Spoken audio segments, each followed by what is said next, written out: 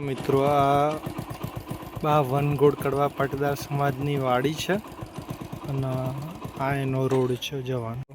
આ વદરાડથી વનગોળ સમાજવાડી જવાનો રસ્તો છે પ્રાંતિજ, અને એના બાજુમાં જો મિત્રો આ કેનાલનો રસ્તો છે.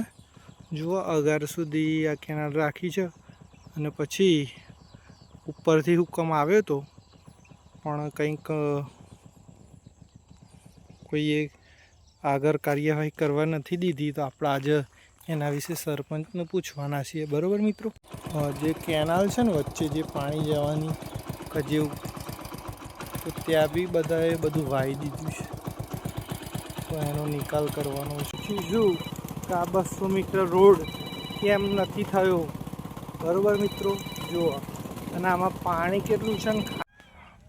આ વદરાડ ગામનું તળાવ છે અને આ તળાવમાંથી આ પાણી આ કેનાલ મારફતે પ્રાંતિજ જાય છે, પણ વચ્ચે અમુક ખેડૂતોએ ખોડવા ના દીધું. ઉપરથી જેસીબી આવ્યું હતું, હુકમ બી થયો હતો, પણ એ કામ અધૂરું રહેશે, તો આ કામ પૂરું કરવાનું છે. ને જુઓ તો આ તળાવ ઉભરાય છે એટલા માટે. બરાબર મિત્રો, વદરાડ ગ્રામ પંચાયત છે મિત્રો હાલ. જો અને હું તેની પૂછપરછ માટે આવ્યો છું.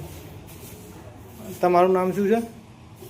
રમેશભાઈ પટાવાળા. વદરાડ વનગોળ સમાજવાડી છે, ત્યાંથી વદરાડનો જે વચ્ચેલો રસ્તો છે ને જે કેનાલ છે, અત્યારે હાલ ઉભરાય છે વદરાડ તળાવ. તો એના માટેની કામગીરી માટે આવ્યા હતા. તો એમાં શું થયું કે એમાં અધૂરી કામગીરી છે, કોઈ અડચણરૂપ થયું છે, શું થયું છે એની માહિતી લેવા માટે આવ્યો છું.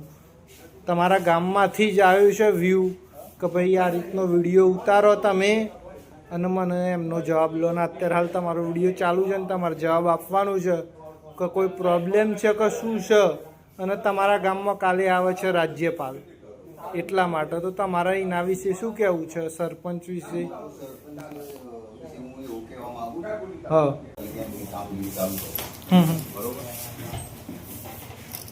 અને પાણીનો નિકાલ તો એમને કરવો પડે. પાણીનો નિકાલ કરવો પડે. ત્યાં આગળ એક કેનાલ જેવું જાય છે ને, ત્યાંથી નિકાલ કરવો પડે. એમની કામગીરી ચાલુ કરવી. ઓકે, પણ તો ઓલરેડી કશું ખ્યાલ નહોતો. સાહેબનો ફોન આવ્યો એટલે ખ્યાલ આવ્યો કે હું તો ઘેર જ હતો. બરોબર, રેસ્ટોરન્ટમાં કોઈ નહીં કરી વાસ્તી અરજી કરી હતી એટલા માટે. ચલો, એ અરજી કરી હતી આવ્યું તો બરાબર, પણ હું અત્યારે ગયો તો થોડું જ કામ કર્યું છે ને અડધું જ કર્યું છે ને અડધું બાકી છે. એમાં એવું કેવું છે તમારા ગામના લોકોનું જ, એના માટે જ હું વિડીયો બનાવવા આવ્યો છું કે કોઈએ ના પાડી